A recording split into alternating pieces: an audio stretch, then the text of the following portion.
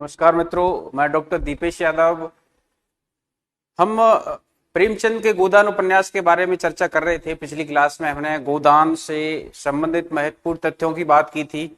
आज हम उसी श्रृंखला में गोदान के संबंध में कुछ विद्वानों के कथन हैं, उनकी बात करेंगे और साथ ही इस गोदान से संबंधित, प्रेमचंद से संबंधित जो भी महत्वपूर्ण प्रश्न हैं उनकी चर्चा करेंगे। चलिए आइए देखते हैं अन्य महत्वपूर्ण तथ्य।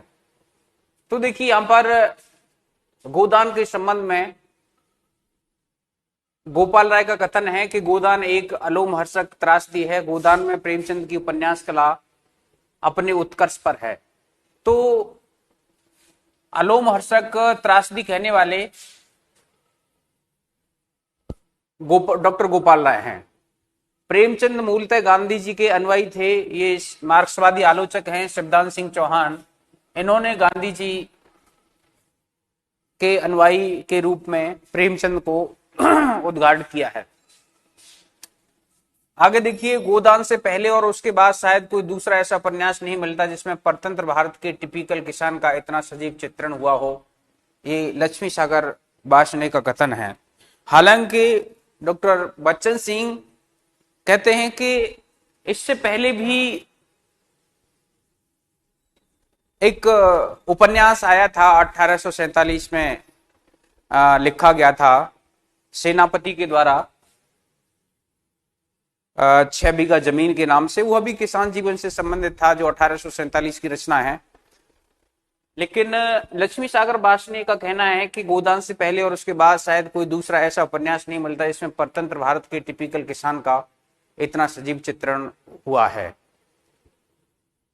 आगे देखिए, ये जो महत्वपूर्ण तथ्य हैं, ये कई बार प्रश्न पूछ लिए जाते हैं कि ऐसा कथन किस विद्वान का है। देखिए, बड़ा आचार्य हजारी प्रसाद द्विवेदी का कथन है प्रेमचंद के संबंध में कि प्रेमचंद शताब्दियों से शोषित, पददलित, अपमानित और उपेक्षित कृषकों की आवाज थे। तो ये इंपोर्टेंट कथन है, आचार्य हजारी प्रसाद द्विवेदी का है।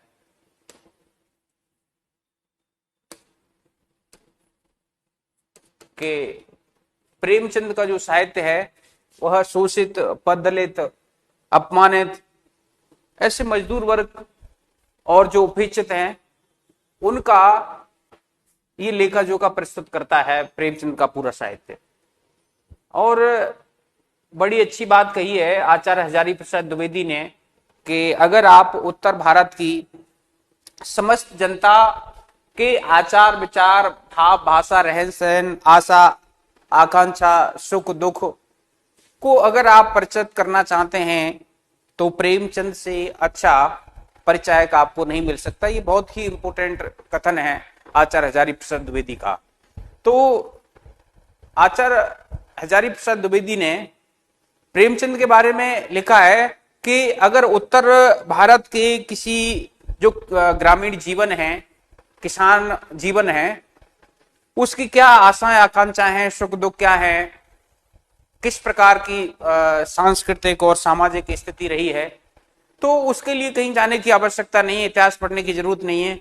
प्रेमचंद का साहित्य उस उत्तर भारत की किसान जीवन की सारी स्थितियों का चित्र आपके सामने उपस्थित कर देगा। तो ऐसा कथन कहने वाले आचार्य हजारी प्रसाद द्विवेदी। देखिए, अगर आप उत्तर भारत की समस्त जनता के आचार विचार, भाषा भाव, रहन सहन, आशा आकांक्षा, सुख दुख, सूझबूझ जानना चाहते हैं तो प्रेमचंद से उत्तम परिचायक आपको नहीं मिल सकता। ये आचार्य हजारी प्रसाद द्विवेदी का कथन है। डॉक्टर नगेंद्र ने प्रेमचंद शीर्षक से एक लेख में प्रेमचंद को द्वितीय श्रेणी का कलाकार सिद्ध करने का प्रयास किया है। तो देखिए, आपसे पूछ लिया जाए कि बताइए प्रेमचंद को द्वितीय श्रेणी का कलाकार कहने वाले कौन हैं? तो द्वितीय श्रेणी का कलाकार कहने वाले डॉक्टर नगेंद्र हैं। त्रिलोकीनाथ नारायण दीक्षित के अनुसार प्रेमचंद एक सच्चे मार्क्सवादी हैं। देखिए, प्रेमचंद को सच्चा मार्क्सवादी कहने वाले हैं त्रिलोकीनाथ नारायण दीक्षित। तो आपसे पूछ लेगा कि बताइए सच्चा मार्क्सवादी मानने वाला कौन सा विद्वान है, तो त्रिलोकीनाथ, नारायण दीक्षर, इनको सच्चा मार्क्सवादी मानते हैं। वहीं पर शिवदान सिंह चौहान गांधी का अनुयायी मानते हैं। ध्यान रखने वाली बात है। देखिए आगे, गोदान एक प्रकार से होरी के जीवन की कथा है, ये कहने वाले प्रकाश चंद्र गुप्त हैं। प्रकाश चंद्र गुप्त भी एक मार्क्सवादी आलोचक हैं, शिवदान सिंह चौहान की तरह से ही। तो यहीं पर शिवदान सिंह चौहान इनको गांधी जी का अनुयायी बताते हैं। वहीं पर प्रकाश चंद्र गुप्त ने कहा है कि गोदान एक प्रकार से होरी के जीवन की कथा है। होरी के जीवन की कथा कहने वाले प्रकाश चंद्र गुप्त हैं। गोदान उपन्यास में नागरिक और ग्रामीण पात्र एक बड़े मकान के, देखिए ये भी नंदुलारे वाजपेयी जी का बड़ा महत्वपूर्ण कथन है कि गोदान उपन्यास में दो कथाएं चलती हैं। एक कथा ग्रामीण जीवन की चलती है और दूसरी कथा चलती है शहरी जीवन की। शहर और ग्रामीण जीवन की कथा को जोड़ने वाले अमरपाल सिंह राय साहब हैं। तो जो शहरी जीवन है, शहरी जीवन में जैसा कि हमने बात की थी, उसमें राय साहब हैं। राय साहब के दोस्त हैं मिस्टर तंखा हैं, ओंकार पंडित ओंकार नाथ हैं जो बिजली पत्र के संपादक हैं, मिर्जा खुर्शीद हैं, मिस्टर खन्ना हैं जो कल मैंने बताया था आपको बैंक के मैनेजर हैं और चीनी मिल के, शुगर मिल के डायरेक्टर हैं, और मिर्जा खुर्शीद हैं। डॉक्टर मालती है जो इंग्लैंड से पढ़ करके आई है, जिसकी दो बहनें हैं, जो मिस्टर कॉल की पुत्री है। मिस्टर कॉल की तीन पुत्रियां हैं, बड़ी पुत्री मालती है, उसके बाद छोटी सरोज है जिसकी शादी रायपाल के राय साहब के पुत्र रुद्रपाल से होती है। राय साहब के एक लड़का और एक लड़की है, बेटे का नाम रुद्रपाल है और बेटी का नाम मीनाक्षी है, जिसकी शादी एक जमींदार से होती है और उसका नाम कुंवर सिंह है। तो इस प्रकार से ये कथा राय साहब के माध्यम से शहरी कथा चलती है। और वहीं पर एक तरफ होरी है, तो होरी के द्वारा तत्कालीन एक ग्रामीण परिवेश को लेते हुए, अवध प्रांत को आधार बनाते हुए, बेलारी गांव का रहने वाला है होरी, एक किसान का प्रतिनिधित्व करने वाला है, और उसकी इच्छा है, तीन इच्छाएं उसकी, कि किसी प्रकार से मैं किसान की मर्जाद अपने दरवाजे पर गाय बांधने की है, और मेरी भी इच्छा है कि मैं किसी प्रकार एक गाय को ले लूं। दूसरी इच्छा है कि अपनी पुत्री का विवाह भी बड़े शान शौकत से करेगा, और उसकी तीसरी इच्छा है कि वह किसान है, 5 बीघा खेत का मालिक है, तो वह किसान ही बना रहे। तो उसे अपनी खेती से बड़ा मोह है, वो किसी प्रकार से कर्ज लेता है, डांड भुगतता है, लेकिन खेती से मोह को नहीं छोड़ पाता। लेकिन ये तीनों चीजें उसके जीते जी पूरे नहीं हो पाती हैं। उसका खेत भी, मकान भी गिरवी रख जाता है।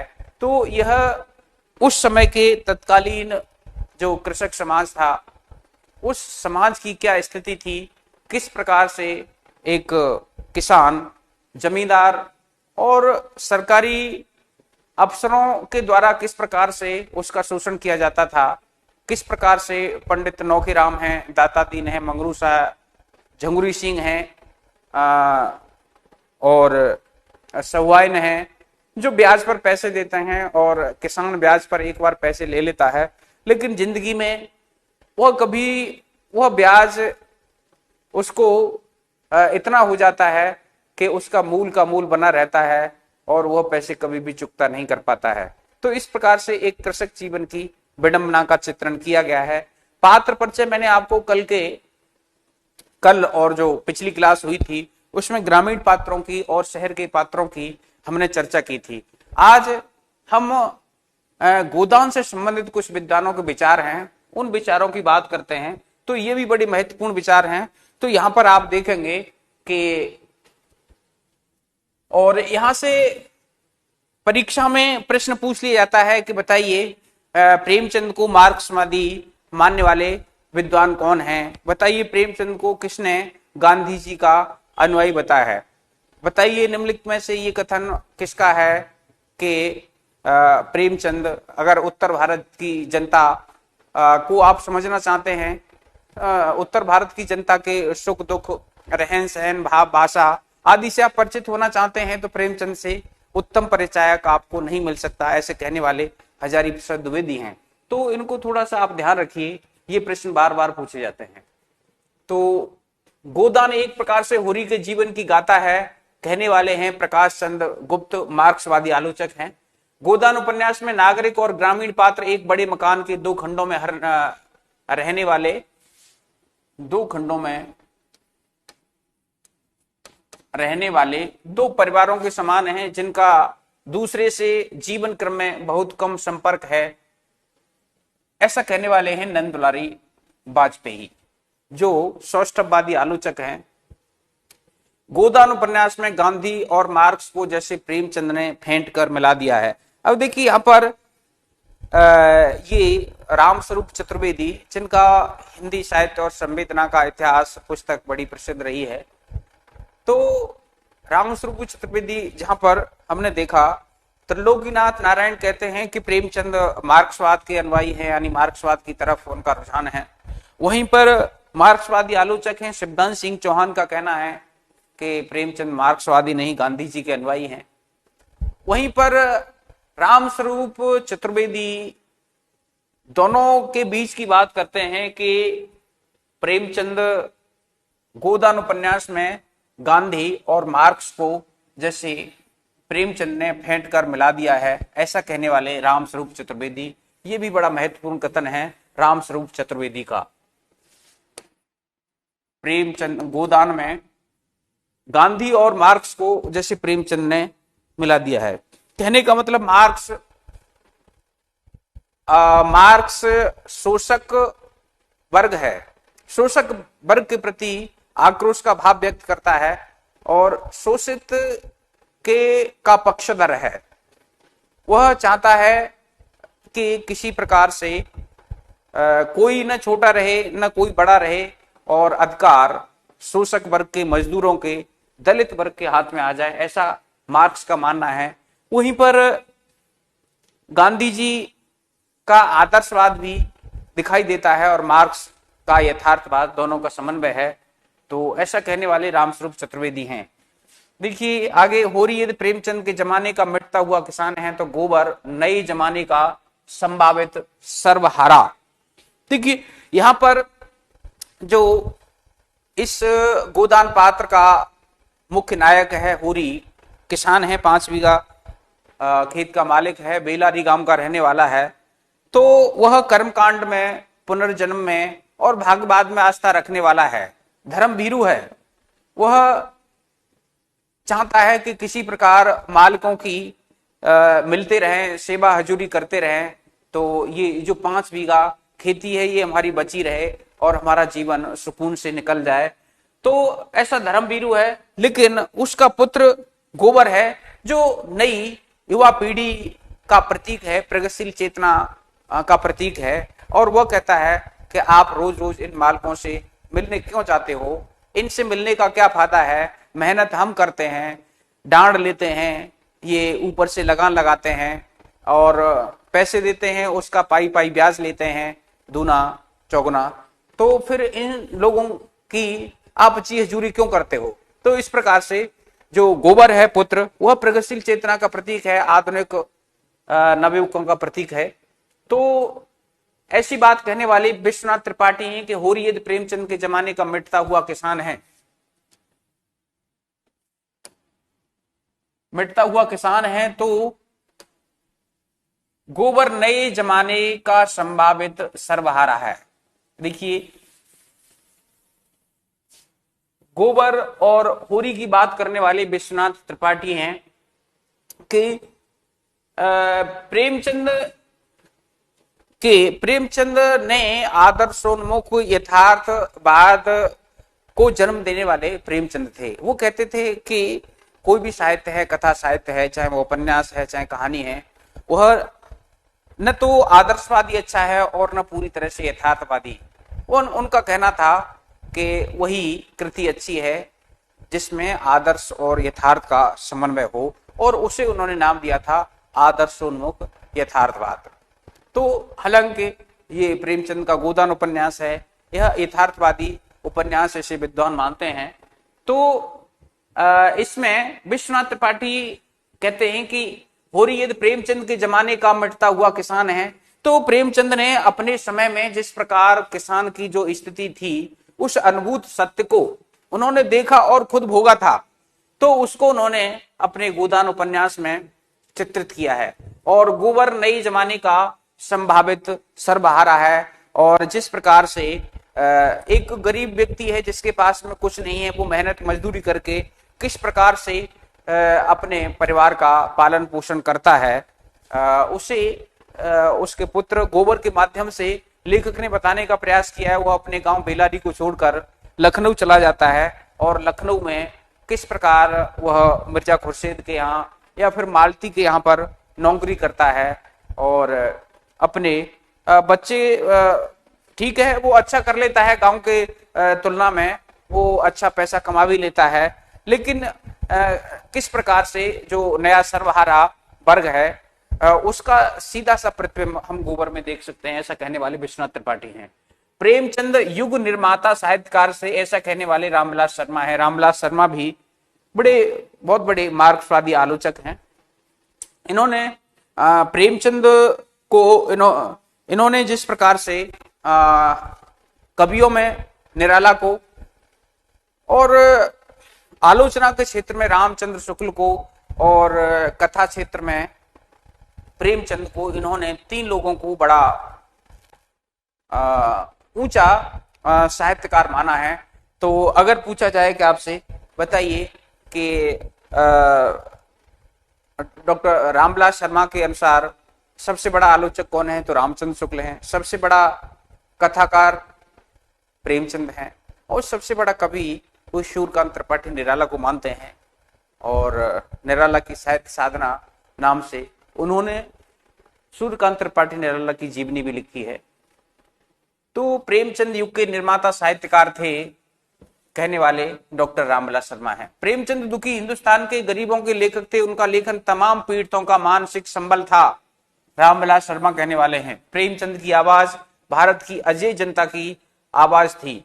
तो प्रेमचंद का जो साहित्य है वह किसानों का ग्रामीण जीवन से संबंध रखने वाले जनता का साहित्य है। उनकी बनारसी दास चतुर्वेदी को लिखे हुए पत्रों में स्पष्ट होता है कि वो बनारसी दास चतुर्वेदी को पत्र लिखते हैं, जैनेन्द्र से बात करते हैं। जैनेन्द्र उनके मित्र थे, तो उसमें वह लिखते हैं कि न मुझे किसी घोड़े गाड़ी की हविस है, न मुझे बंगलों की जरूरत है, मुझे सिर्फ मेरी यही इच्छा है कि मैं जाते जाते ऐसी कुछ दो चार रचनाएं छोड़ जाऊं जिनका उद्देश्य इस देश की स्वतंत्रता से हो। तो ये स्वतंत्रता के बड़े भारी पैरोकार थे। उनका संपूर्ण साहित्य अंग्रेजी हुकूमत के खिलाफ एक जिहाद था। और उन्होंने महाजन सभ्यता नामक एक निबंध लिखा था, और उसी से प्रभावित होकर के ये गोदान उपन्यास लिखा गया। प्रेमचंद ने का जो कहानी संग्रह था सोजे वतन, वह भी राष्ट्रवादी भावना से बड़ा क्रांतिकारी संग्रह था। तो उसको भारत सरकार ने अंग्रेजी सरकार ने जब्त कर लिया था सोजे वतन को। तो प्रेमचंद की आवाज भारत की अजय जनता की आवाज है ऐसा कहने वाले, और प्रेमचंद दुखी हिंदुस्तान के गरीबों के लेखक थे ऐसा कहने वाले, और प्रेमचंद युग के निर्माता साहित्यकार थे रामविलास शर्मा हैं। प्रेमचंद का साहित्य 20वीं सदी के हिंदुस्तान का सच्चा साहित्य है। तो देखिए 20वीं सदी के जो हिंदुस्तान है, हिंदुस्तान का सच्चा साहित्य कहने वाले ये रामविलास शर्मा है। वहीं पर आचार्य हजारी प्रसाद द्विवेदी का कहना है कि अगर उत्तर भारत के जो किसान हैं उनका आप स्वरूप देखना चाहते हैं तो प्रेमचंद के साहित्य में आपको मिलेगा। रामविलास शर्मा कहते हैं कि अगर हिंदुस्तान 20वीं शताब्दी के हिंदुस्तान को आप देखना चाहते हैं तो आपको कहीं जाने की आवश्यकता नहीं, प्रेमचंद का साहित्य पढ़ लीजिए, आपको उसके बारे में सटीक जानकारी मिल जाएगी। यदि कहानीकार प्रेमचंद और उपन्यासकार प्रेमचंद में एक को ही देखिए, यहां पर आपसे पूछ लिया कि बताइए प्रेमचंद उपन्यासकार के रूप में बड़े हैं कि कहानीकार के रूप में बड़े हैं, तो देखिए डॉक्टर रामविलास शर्मा उपन्यासकार प्रेमचंद के उपन्यासकार को बड़ा मानते हैं कहानीकार से। तो देखिए ये भी बड़ा महत्वपूर्ण कथन है। आपसे पूछ लेगा कि डॉक्टर रामविलास शर्मा प्रेमचंद को उपन्यासकार के रूप में महत्व ज्यादा देते हैं या कहानीकार के रूप में, तो उपन्यासकार के रूप में ये महत्व देने वाले हैं। देखिए ये कहानीकार प्रेमचंद और उपन्यासकार प्रेमचंद में एक कोई हिंदी साहित्य के इतिहास में जगह देने की बात हो तो शायद उपन्यासकार प्रेमचंद को ही उस जगह के लिए चुना जाएगा, तो ये बड़ा उपन्यासकार मानते हैं। गोदान भारतीय किसान की निष्क्रियता की महान ट्रेजेडी है। डॉक्टर नामवर सिंह भी मार्क्सवादी आलोचक हैं और उनका कहना है कि गोदान भारतीय किसान की निष्क्रियता की ट्रेजेडी है। आगे देखिए 18 नंबर, युगों युगों तक गोदान पढ़ा जाता रहेगा तो अपने रस के कारण, कलाकृति होने के कारण, वरना तो सभी समस्याएं इतिहास और समाजशास्त्र के ग्रंथों में भी मिल जाएंगी, फिर वह कलाकृति न होगी, कहने वाले हैं डॉक्टर नामवर सिंह। तो देखिए यहां पर हम बात करें कि ये भी देखिए इनका महत्वपूर्ण कथन है डॉक्टर नामवर सिंह का। हम बात करें कि प्रेमचंद ने गोदान उपन्यास लिखा है, उस किसान जीवन का इतिहास, किसान जीवन के बारे में जानकारी तो हमें दूसरे विषयों से भी मिल सकती है, इतिहास से भी मिल सकती है, लेकिन ऐसा क्या है कि प्रेमचंद का उपन्यास गोदान एक महाकाव्य की, जिसे गद्य में महाकाव्य की उपाधि प्रदान की गई, ऐसा क्या था? तो देखिए प्रेमचंद ने जिस प्रकार से कथा के माध्यम से, कहानी के माध्यम से एक गरीब किसान, एक गांव के गरीब किसान की सामाजिक, सांस्कृतिक, आर्थिक, धार्मिक परिस्थितियों का चित्रण किया है, तो उसमें कथा का पुट है। गांव का पात्र है तो उसके मुंह से उस पात्र के अनुकूल ही भाषा है, और शहर का पात्र है तो उसमें जो भाषा है वो तत्सम प्रधान हो जाती है, उसमें अंग्रेजी वर्णों की, अंग्रेजी के शब्दों की प्रचुरता हो जाती है, और वहां पर हमें ऐसा नहीं लगता, हम उस उपन्यास में ऐसा लगता है कि खो जाते हैं, और उसमें हमारा पूरी तरह से उस लेखक के प्रति साधारणीकरण हो जाता है, तो हमें रसानुभूति होने लगती है। और यह कार्य इतिहास में हमें मिलेगा, लेकिन इतिहास में तटस्थता के साथ मिलेगा और उसमें वह रस नहीं आ पाता। तो इसलिए यहाँ पर डॉक्टर नामवर सिंह का कहना है कि युगों युगों तक गोदान पढ़ा जाता रहेगा।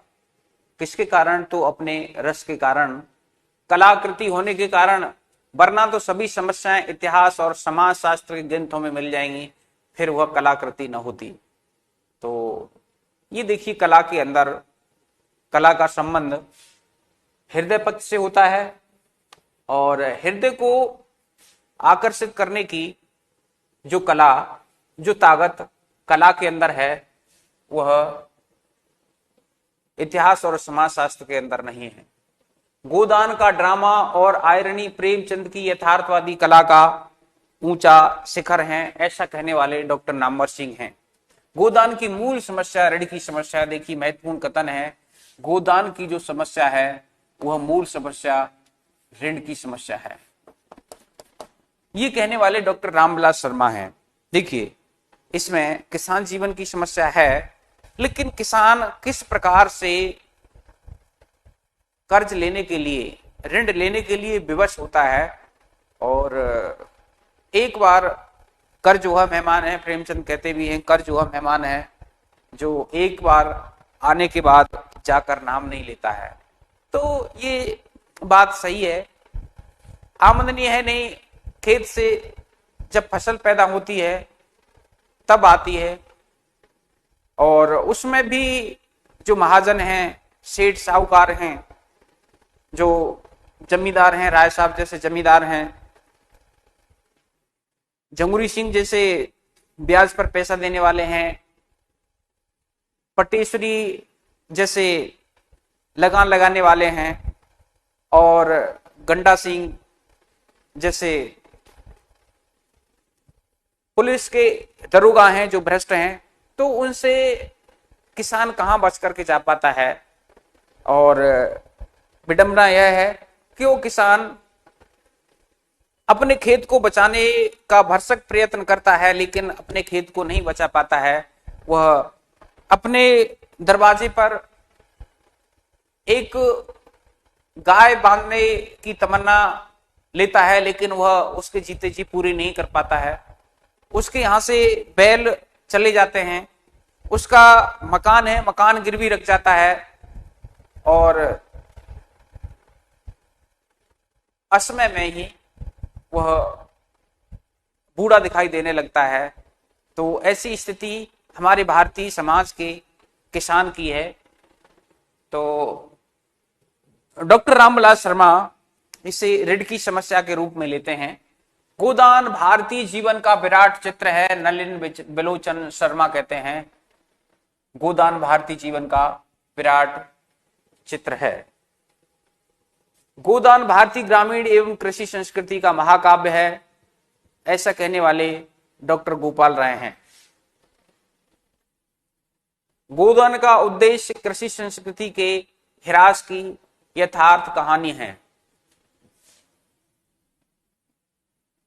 देखिए, गोदान का उद्देश्य कृषि संस्कृति के ह्रास की कहानी है।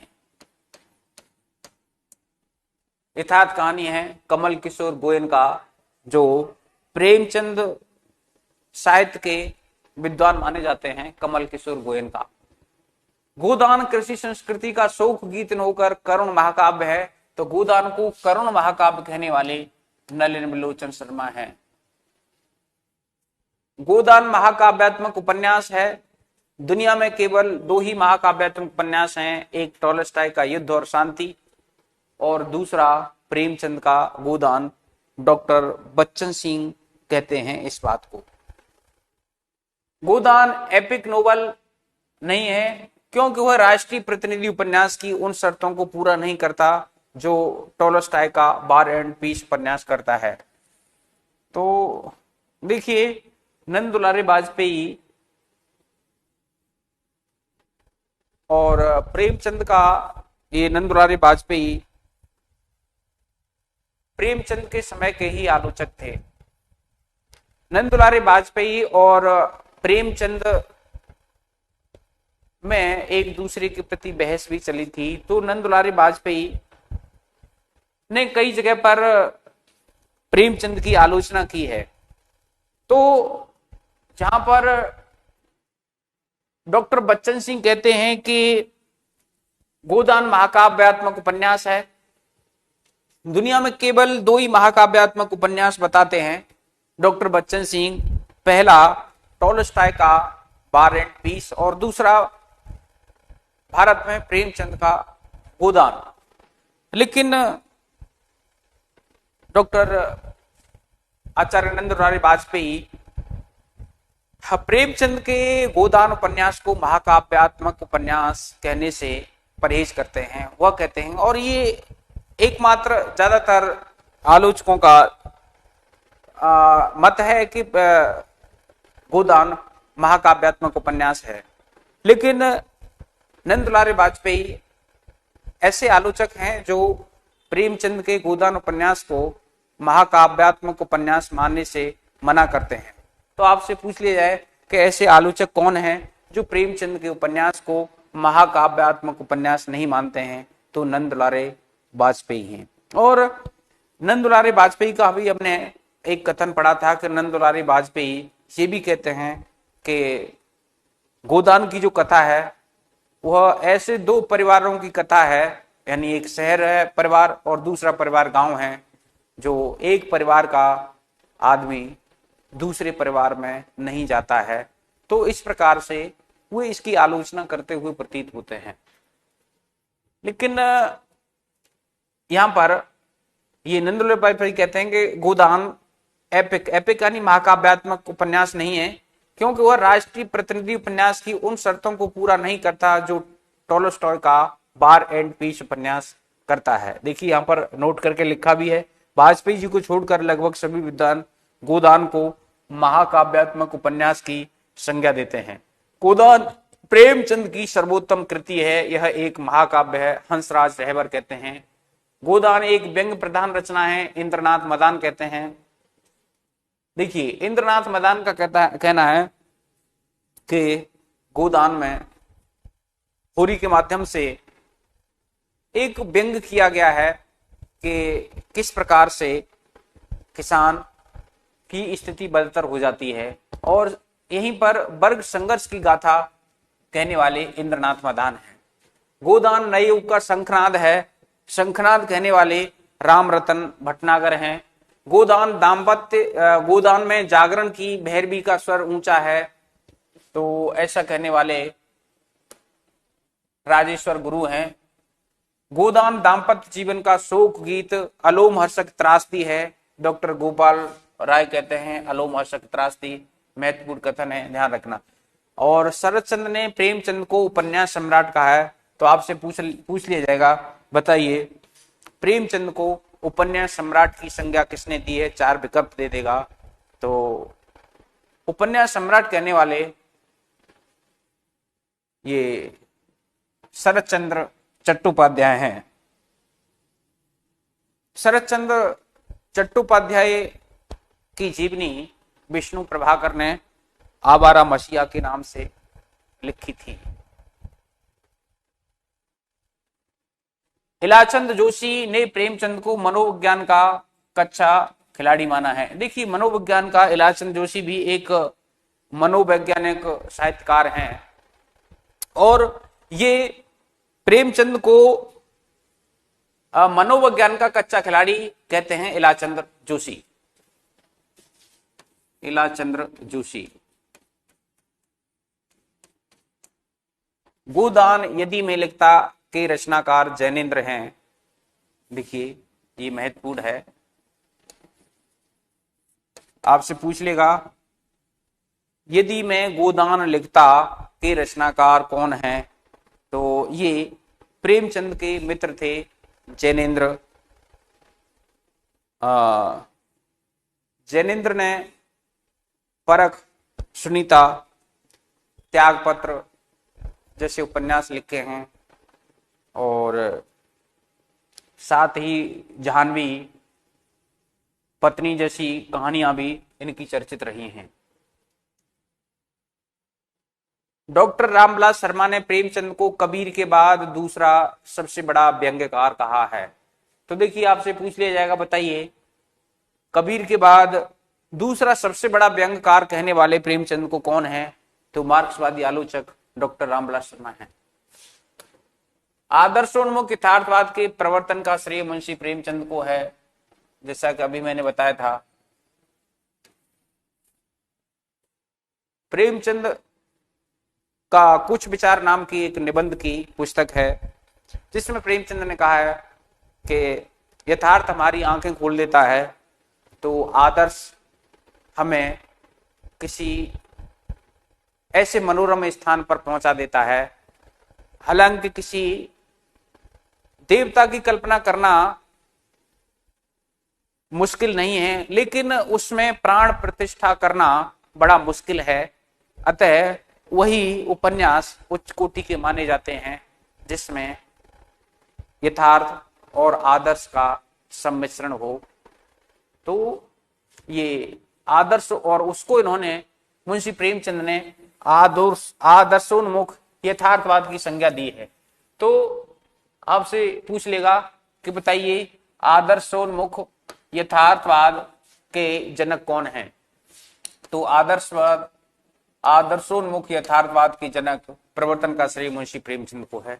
और गोदान कैसी रचना है? यथार्थवादी रचना है। प्रेमचंद किसान जीवन का औपन्यासिक चित्रण करने वाले प्रथम भारतीय उपन्यासकार नहीं थे। उनके पहले उड़ीसा के, देखिए ये कहने वाले बच्चन सिंह हैं। डॉक्टर बच्चन सिंह ने कहा है कि ऐसा नहीं है कि प्रेमचंद किसान जीवन की चर्चा उपन्यास के माध्यम से करते हैं तो ये पहले लेखक थे। इनसे पहले भी सन 1847 में उड़ीसा के फकीर मोहन सेनापति ने 1847 में छमाड़ 8 गुंठ या 6 बीघा जमीन में किसान जीवन की समस्या उठाई थी, ऐसा कहने वाले हैं डॉक्टर बच्चन सिंह। कमल किशोर गोयनका के अनुसार प्रेमचंद ने गोदान उपन्यास का लेखन सन 1932 में किया था। देखिए कमल किशोर गोयनका ने प्रेमचंद पर काफी साहित्य लिखा है और ये प्रेमचंद के विद्वान लेखक माने जाते हैं। तो इनका कहना है कि कमल किशोर गोयनका के अनुसार प्रेमचंद ने गोदान उपन्यास का लेखक सन 1932 में किया था, प्रारंभ कर दिया था, परंतु इसका प्रकाशन 10 जून 1936 को हुआ था। तो आपसे कभी ऐसा पूछ लिया कि बताइए प्रेमचंद के गोदान उपन्यास का प्रकाशन वर्ष क्या है? तो 1936 तो जैसा कि हम जानते हैं, लेकिन तिथि के साथ आपसे पूछ ले कि इसका 10 मार्च 1936, 10 फरवरी 1936, 25 मार्च 1936 और 10 जून 1936। तो 10 जून 1936 में इसका प्रकाशन हुआ था। कमल किशोर गोयनका के अनुसार पहले इस उपन्यास का शीर्षक गोदान था, किंतु बाद में जनार्दन प्रसाद झा द्विज ने इस उपन्यास का नाम गादान कर दिया था। तो आपसे पूछ लेगा कि गोदान उपन्यास का नाम प्रेमचंद ने गादान किसके कहने पर किया था? तो जनार्दन प्रसाद झा द्विज, इनके मित्र थे, उनके कहने पर किया था। प्रेमचंद के निधन के बाद यह उर्दू में गदान नाम से दिल्ली से भी प्रकाशित हुआ था। गोदान भारतीय किसानों का मर्म स्पर्शीकरण और त्रासद दस्तावेज है, डॉक्टर बच्चन सिंह कहते हैं। तो मर्म स्पर्शीकरण और त्रासद दस्तावेज कहने वाले डॉक्टर बच्चन सिंह हैं। तो देखिए इस प्रकार से ये हमने कुछ विद्वानों के प्रेमचंद और प्रेमचंद के उपन्यास गोदान से संबंधित कुछ महत्वपूर्ण कथनों की चर्चा की है। अब आइए देखते हैं, हमने गोदान उपन्यास पढ़ लिया है। गोदान उपन्यास में गांव और शहर को जोड़ करके एक कृषक जीवन की त्रासदी का चित्रण किया गया है। यह गोदान उपन्यास महाकाव्यात्मक उपन्यास है। तो इसके संबंध में विभिन्न विद्वानों के विभिन्न मत थे, उसे हमने देखा था। आइए इससे संबंधित महत्वपूर्ण प्रश्न हैं, आप इन प्रश्नों को सॉल्व करने का प्रयास कीजिए। इसमें से कौन सा उत्तर सही होगा? इसकी उत्तर माला नीचे दे रखी है, लेकिन आप लोग इसको करिए। गोदान उपन्यास की मुख्य कथा का आधार क्या है? तो देखिए गोदान उपन्यास की मुख्य कथा का आधार कृषक जीवन है। कृषक जीवन का एक महाकाव्य है। तो इस पहले वाले प्रश्न का सही उत्तर बी होगा। कृषक जीवन का ये महाकाव्य है, तो इसमें बी उत्तर सही होगा। दूसरा प्रश्न है, प्रेमचंद शताब्दियों से पद दलित, अपमानित और उपेक्षित कृषकों की आवाज थे। यदि उत्तर भारत की समस्त जनता के रहन सहन, भाव, भाषा, सुख दुख आदि के बारे में आप जानना चाहते हैं तो प्रेमचंद से उत्तम परिचायक आपको दूसरा नहीं मिल सकता, ऐसे कहने वाले आचार्य हजारी प्रसाद द्विवेदी थे। तो प्रेमचंद शताब्दियों से पद दलित, अपमानित और उपेक्षित कृषकों की आवाज थे। प्रेमचंद के संबंध में उक्त कथन किसका है? आचार्य रामचंद्र शुक्ल, डॉक्टर रामविलास शर्मा, आचार्य हजारी प्रसाद द्विवेदी और डॉक्टर नगेंद्र। तो आचार्य हजारी प्रसाद द्विवेदी का ये कथन है इसके संबंध में। नेक्स्ट प्रश्न देखिए, आजकल जिसे लिव इन रिलेशनशिप कहा जाता है, उस व्यवस्था का संकेत प्रेमचंद के किस उपन्यास में मिलता है? तो देखिए, लिव इन रिलेशनशिप यानी बिना शादी किए हुए स्त्री पुरुष का साथ साथ रहना लिव इन रिलेशनशिप कहलाता है, जो पाश्चात्य सभ्यता और संस्कृति की हवा है। तो इसका प्रतिनिधित्व करने वाले मालती और डॉक्टर मेहता हैं। डॉक्टर मेहता और मालती शादी नहीं करते लेकिन साथ साथ रहते हैं। तो ऐसा कौन सा उपन्यास है? यह स्थिति गोदान उपन्यास में मालती और मेहता के साथ साथ रहने से दर्शाई गई है। तो लिव इन रिलेशनशिप कहा जाता है वह प्रेमचंद की किस उपन्यास में है? तो इसका सही उत्तर होगा गोदान। डी विकल्प इसका सही होगा। नेक्स्ट प्रश्न देखिए, डॉक्टर रामविलास शर्मा के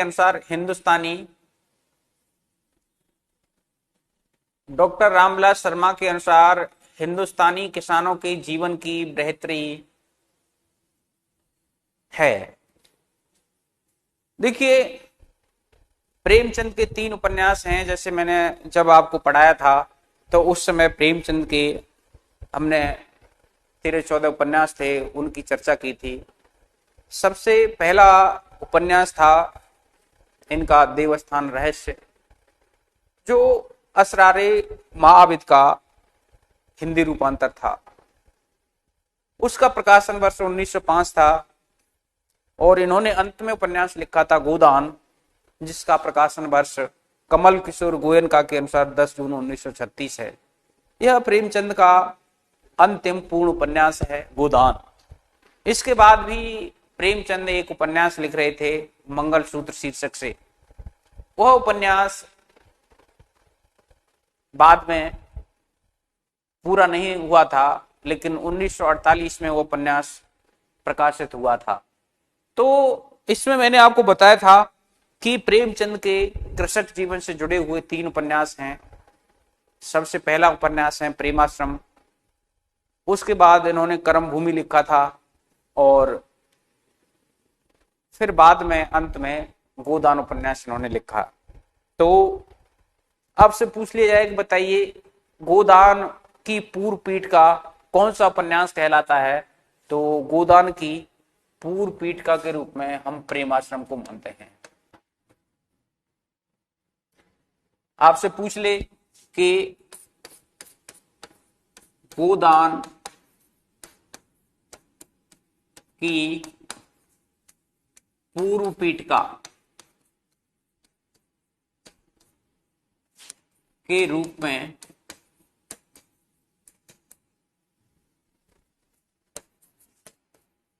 प्रेमाश्रम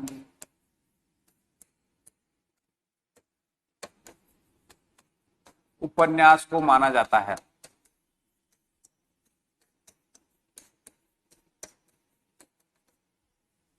तो प्रेमचंद के कृषक जीवन से जीवन संबंधी प्रेमचंद के 3 उपन्यास हैं।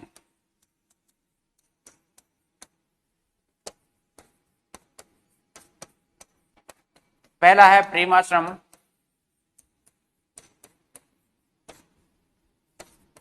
जिसे डॉक्टर रामविलास शर्मा ने प्रथम यथार्थवादी उपन्यास की संज्ञा दी है। दूसरा है कर्म भूमि और तीसरा उपन्यास है गोदान। तो इनको डॉक्टर रामविलास शर्मा ने बृहत्त्रयी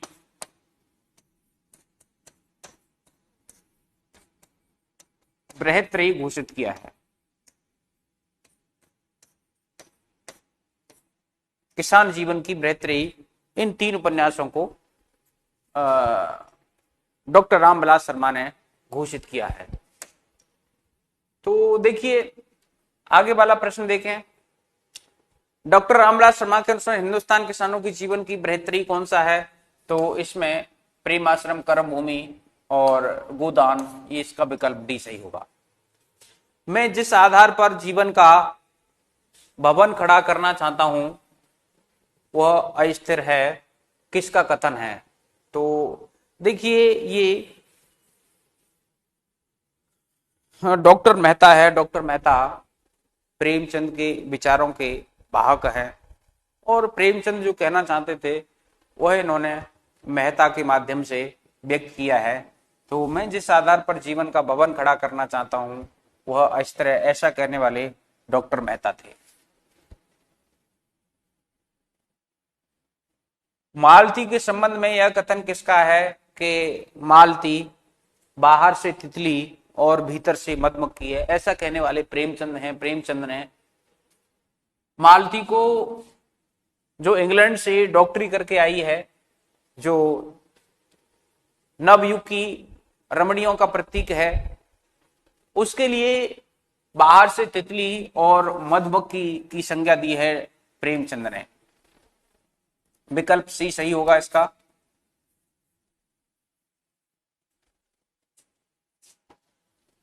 नेक्स्ट देखिए, पत्र नहीं चलता तो बंद कर दीजिए। अपना पत्र चलाने के लिए आपको विदेशी वस्तुओं के प्रचार का कोई अधिकार नहीं है। अगर आप मजबूर हैं तो सिद्धांत का ढोंग छोड़िए। यह कथन किस पात्र का है? देखिए बिजली पत्र के संपादक डॉक्टर पंडित ओंकारनाथ थे। ओंकारनाथ वैष्णवी शुद्ध शाकाहारी व्यक्ति थे और जब राय साहब के यहाँ पर ये सभी लोग आते हैं, नाटक होता है, तो उसमें चर्चा छिड़ जाती है।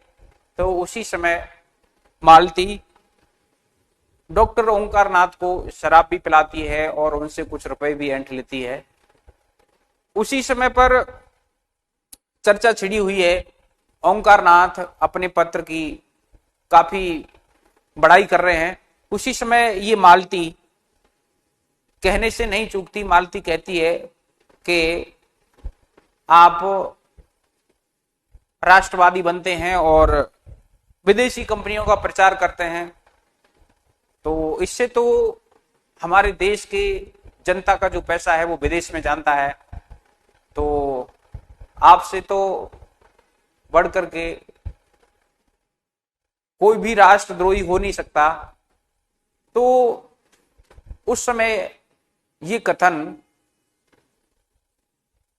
पंडित ओंकारनाथ से कहने वाली मालती है। जब मालती के इस कथन के प्रत्युत्तर में राय साहब कहते हैं कि भाई यहां से पत्र की इतनी सेल है नहीं, तो बेचारे यहां से भी मारे जाएं और वहां से भी मारे जाएं तो फिर घर का खर्चा कैसे चलाएं। तो उसी के जवाब में मालती कहती है कि यदि पत्र नहीं चलता तो बंद कर दीजिए। अपना पत्र चलाने के लिए आपको विदेशी वस्तुओं के प्रचार का कोई अधिकार नहीं है। अगर आप मजबूर हैं तो सिद्धांत का ढोंग छोड़िए। यह कथन किस पात्र का है? मिस मालती का है। किसके प्रति? ओंकारनाथ के प्रति ही। तो इसका विकल्प भी सही होगा, मिस मालती है इसका सही आंसर। नेक्स्ट देखिए, गोदान उपन्यास को गद्य में प्रस्तुत महाकाव्य कहा जाता है क्योंकि भारतीय जनजीवन का यथार्थ चित्रण है। बिल्कुल सही है। सामान्य आदमी की अच्छाइयों का विवेचन है। बिल्कुल ठीक है। भारतीय संस्कारों का सूक्ष्म अभिनिवेश है। बिल्कुल सही है। तो इसका जो सही उत्तर होगा वो विकल्प डी इसका सही उत्तर होगा। नेक्स्ट देखिए, गोदान का गोबर किस वर्ग का प्रतिनिधित्व करता है?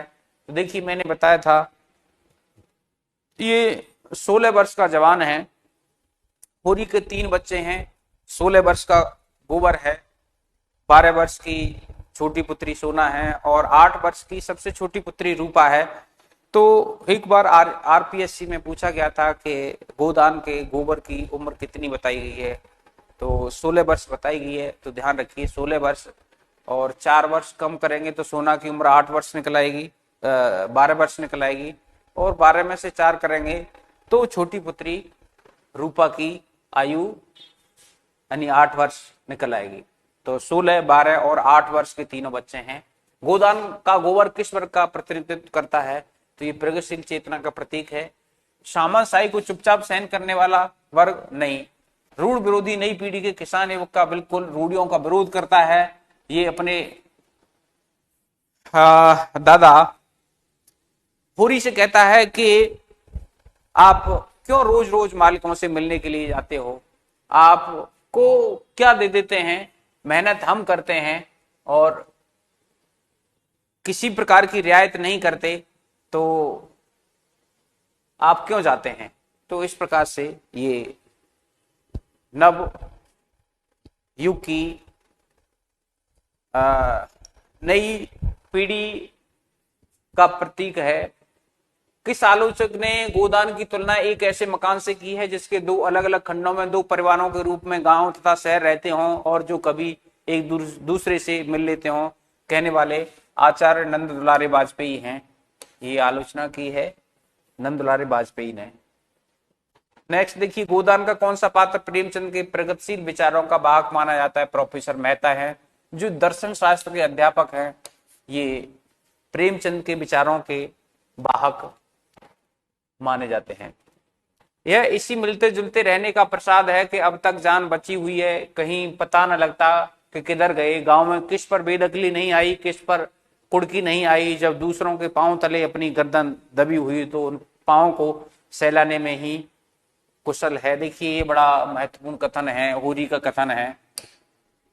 जब वह राय साहब से मिलकर के आता है तो गोबर और धनिया दोनों मिल जाते हैं, उसका विरोध करते हैं कि तुम क्यों जाते हो। डांड लगान सब कुछ, तो ये किसी भी प्रकार की रियायत नहीं करते हैं। फिर इनके घर जाने से, इनकी चापलूसी करने से, चमचागिरी करने से क्या मतलब निकलता है? तो पूरी कहता है कि यह इसी मिलते जुलते रहने का प्रसाद है कि अब तक जान बची हुई है, कहीं पता नहीं लगता कि किधर गए। गांव में किस पर बेदखली नहीं आई, किस पर कुड़की नहीं आई। जब दूसरों के पांव तले अपनी गर्दन दबी हुई है तो उन पांवों को सहलाने में ही कुशल है। ऐसा कहने वाला है, यह कथन पूरी का है। गोदान में प्रेमचंद मोटे तौर पर कितने तरह के किसानों का वर्णन करते हैं? कुछ ऐसे लोग रहते हैं जिनके पास अपनी जमीन है, वे लगान देते हैं परंतु स्वयं उस पर खेती नहीं करते, ठीक है। वे लोग जो अपने खेत में मजदूरों से काम करवाते हैं, ठीक है। वे लोग जिनके पास अपनी जमीन नहीं होती, ये दूसरों की जमीन पर खेती का काम करते हैं, ये भी ठीक है। तो इसका विकल्प डी सही होगा। नेक्स्ट देखिए, महाराज घर में न गाय है, न बचिया, न पैसा, यही पैसे हैं, यही इनका गोदान है। यह कथन किसका है? देखिए, जब होरी मरणासन अवस्था में होता है, जब अंत में होरी देखता है कि किसी प्रकार से अपनी छोटी पुत्री है, छोटी पुत्री रूपा का विवाह अपने से 2-4 वर्ष छोटे राम सेवक महतो से कर देता है, दाता दीन करा देते हैं।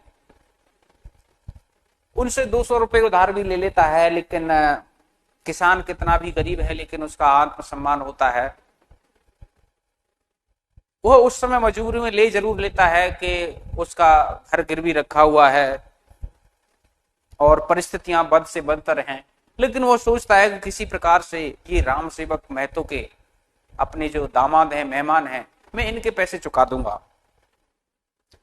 गांव में कोई ठेकेदार है, सड़क बन रही है, पत्थर खुदाई का काम है, तो वह उसमें उसको ले लेता है। 8 आना रोज उसको मजदूरी के मिलते हैं। वह सोचता है कि अगर 2-1 साल ये काम चल गया तो मैं राम सेवक महतो के 200 रुपए चुकता कर दूंगा। और जी तोड़ मेहनत करता है, रात में भी कम सोता है, सुबह जल्दी चला जाता है, चिंता में घुला हुआ है। और उसी में बड़ी तेज धूप पड़ रही होती है, लू लग जाती है और लू लगने से वह धराशायी हो जाता है और अंत में उसकी जीवन लीला समाप्त हो जाती है, मन की साथ मन में ही रह जाती है। तो उस समय जब वह मर जाता है तो ये धर्म के ठेकेदार दाता दीन आते हैं और कहते हैं कि ये तो अब नहीं रहा, अब इसका जो अगला जन्म है, अगला जन्म सुधारने के लिए गोदान बहुत जरूरी है, गोदान करना। अब जो किसान, ये देखिए, अब ये क्या है, रामविलास शर्मा ने कबीरदास के बाद में प्रेमचंद को दूसरा सबसे बड़ा व्यंग्यकार कहा है। तो ये एक प्रकार से व्यंग है। व्यंग कैसे है कि जो किसान, जिसकी सबसे बड़ी साध गाय खरीदना और अपने पोते को उस गाय का दूध पिलाना, ये उसकी साध है, लेकिन मरते दम तक उसकी ये साध पूरी नहीं हो पाती है। पूरी जीवन में वह एक गाय नहीं खरीद सकता है, और धर्म के ठेकेदार उससे गोदान करने के लिए कहते हैं। तो धनिया यंत्र की भांत उठी, और जो सुतली कल उसने बेची थी उसके 20 आना पैसे थे, उसे लेकर दाता दीन से कहती है कि महाराज, गोदान के लिए न घर में गाय है, न बछिया है, न पैसे हैं, यही इनका गोदान है। और इतना कहकर पछाड़ खाकर गिर पड़ती है और इस उपन्यास का अंत हो जाता है। तो ऐसा कहने वाला कथन किसका है, तो आपको पता चल गया होगा कि महाराज, घर में न गाय है, न बछिया, न पैसा, यही पैसे हैं, यही इनका गोदान है। यह कहने वाला कौन है? होरी की पत्नी धनिया। इसका विकल्प ए सही होगा। नेक्स्ट देखिए, हम बिच्छू नहीं है कि अनायास ही सबको डंक मारते फिरें, न गरीबों का गला दबाना कोई बड़े आनंद का काम है, परंतु करें क्या? अफसरों को दावतें कहां से दूं, सरकारी चंदे कहां से दूं, आएगा तो असामियों के ही घर से। यह कथन उपन्यास के किस पात्र का है? तो देखिए, आपको पता चल गया होगा कि ऐसा कौन सा पात्र कह सकता है। ओंकारनाथ। ओंकारनाथ तो ये बिजली पत्र के संपादक हैं, नहीं कह सकते। राय साहब। पटवारी। पटवारी पटेश्वरी है। देखिए, उसका भी अगर आपने उपन्यास थोड़ा बहुत पढ़ा है, समझा है, तो आप इसको कर देंगे। पटवारी भी नहीं है। दाता दीन। दाता दीन तो गांव के ब्राह्मण हैं, पंडित हैं, तो वो भी नहीं कह सकते। और ये दाता दीन की भाषा भी नहीं है, जैसा कि यदि आपने देखा हो तो दाता दीन गांव के ब्राह्मण हैं। और प्रेमचंद की ये बड़ी उपलब्धि है कि प्रेमचंद पात्रों के अनुरूप ही भाषा का प्रयोग करते हैं। तो यहां पर ये कहने वाले राय साहब हैं। जब होरी मिलने के लिए जाता है राय साहब से, अमरपाल सिंह से, तो अमरपाल सिंह अपनी व्यथा को खोल कर रख देते हैं और वो कहते हैं कि हम बिच्छू नहीं है कि अनायास ही सबको डंक मारते फिरें, न गरीबों का गला दबाना कोई बड़े आनंद का काम है, परंतु करें क्या? अफसरों की दावतें कहां से दूं, सरकारी चंदे कहां से दूं, आएगा तो असामियों ही के घर से। और प्रेमचंद को प्रेमचंद राय साहब अमरपाल सिंह 2000 रुपए की बात करते हैं कि 2000 रुपए की मुझे व्यवस्था करनी है, और 500 रुपए का बोझ होरी के ऊपर भी रखते हैं कि तुझे अपने गांव से, बेलारी गांव से 500 रुपए की व्यवस्था तुझे करनी है। तो इस प्रकार से ये कथन कहने वाला पात्र राय साहब हैं।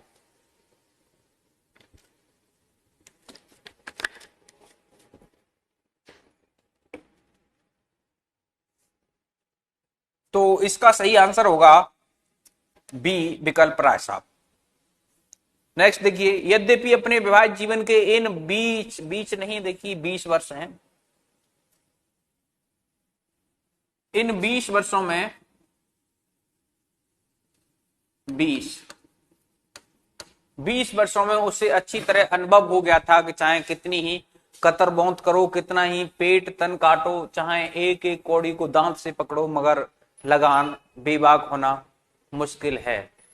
देखिए, अब आप लोग देख रहे होंगे इसमें ये कथन किसका है? तो होरी का।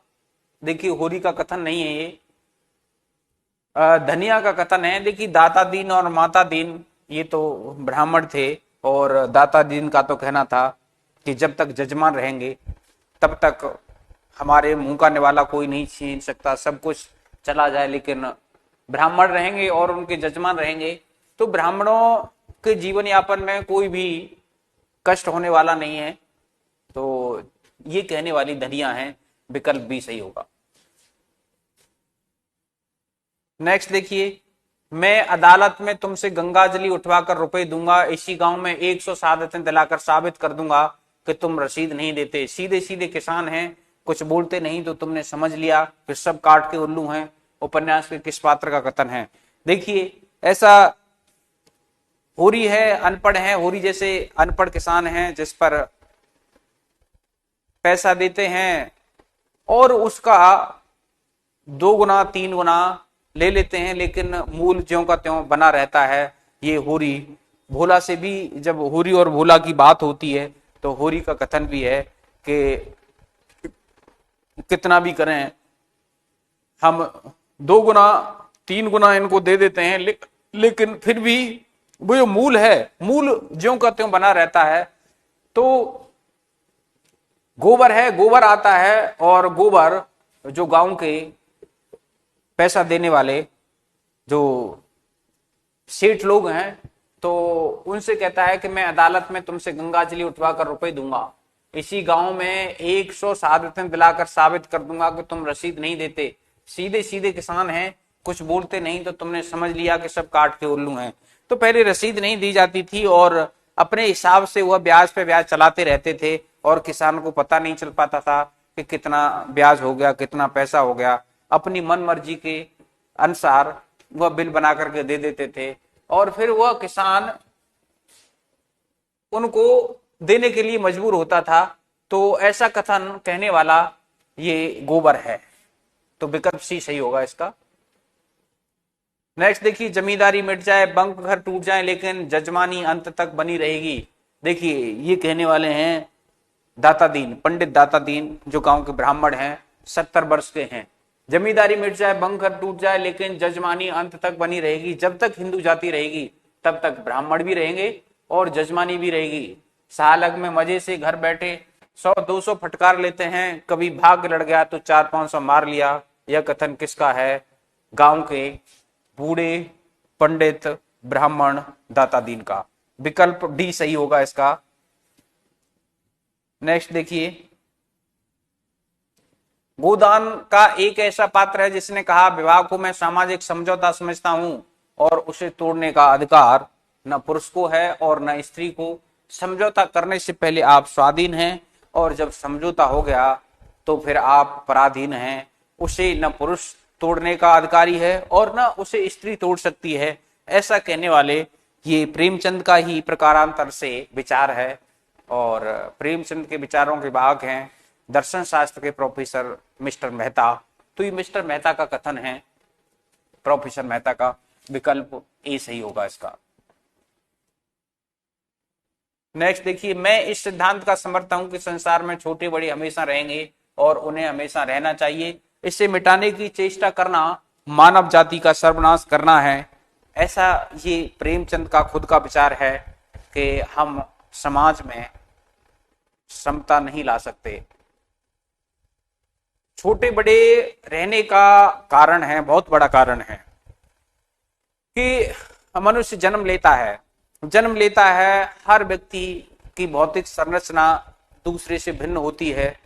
कहीं कोई बुद्धि में ज्यादा है, कहीं किसी की लंबाई ज्यादा है, कहीं किसी की लंबाई कम है, कहीं कोई बल में ज्यादा है, शारीरिक रूप से सक्षम है, कोई शारीरिक रूप से अक्षम है, कहीं कोई सुंदर है, कोई कुरूप है। ये उस विधाता की रचना है और उस रचना में उस विधाता की जो नियति है उसमें हम हस्तक्षेप नहीं कर सकते। तो उसी कारण से इस संसार में गरीब भी रहेंगे और अमीर भी रहेंगे। कभी ऐसा नहीं हो सकता कि सभी समान रूप से पैसे वाले हो जाए, समान रूप से धन वाले हों, क्षमता आ जाए। तो ऐसा कहने वाले प्रेमचंद हैं और प्रेमचंद ये बात किसके माध्यम से कह सकते हैं?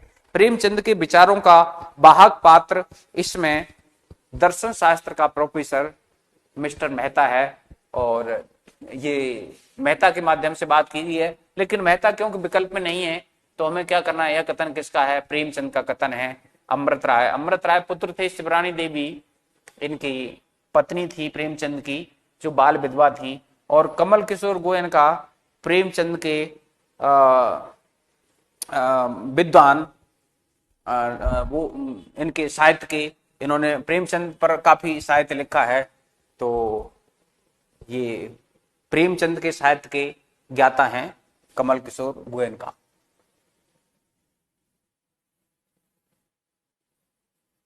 देखिए 21 नंबर, अगर प्रेम खूंखार शेर है तो मैं उससे दूर ही रहूंगी। देखिए मैं दूर ही रहूंगी, मैंने तो उसे गाय ही समझ रखा था। मैं प्रेम को संदेह से ऊपर समझती हूँ। वह देह की नहीं आत्मा की वस्तु है, संदेह का वहां जरा भी स्थान नहीं, और हिंसा तो संदेह का ही परिणाम है। यह कथन किसका है? देखिए प्रेमचंद मेहता के द्वारा अपनी बात करते हैं, प्रेम और श्रद्धा की बात करते हैं। और मेहता जब प्रेम को शेर के रूप में बताते हैं कि प्रेम एक शेर की तरह से खूंखार होता है, तो उसका जवाब देते हुए मिस मालती कहती है कि अगर प्रेम खूंखार शेर है तो मैं उससे दूर ही रहूंगी। मैंने तो उसे गाय ही समझ रखा था। मैं प्रेम को संदेह से ऊपर समझती हूँ।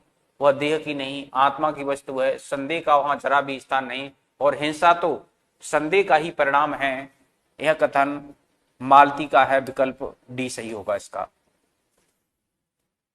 नेक्स्ट देखिए, निम्न संवाद किसने किससे कहा? तुम मुझसे प्रेम करते हो, मुझ पर विश्वास करते हो, और मुझे भरोसा है कि आज अवसर पड़े तो तुम मेरी रक्षा प्राणों से करोगे। तुम में मैंने अपना पथ प्रदर्शक ही नहीं अपना रक्षक भी पाया है। मैं भी तुमसे प्रेम करती हूं।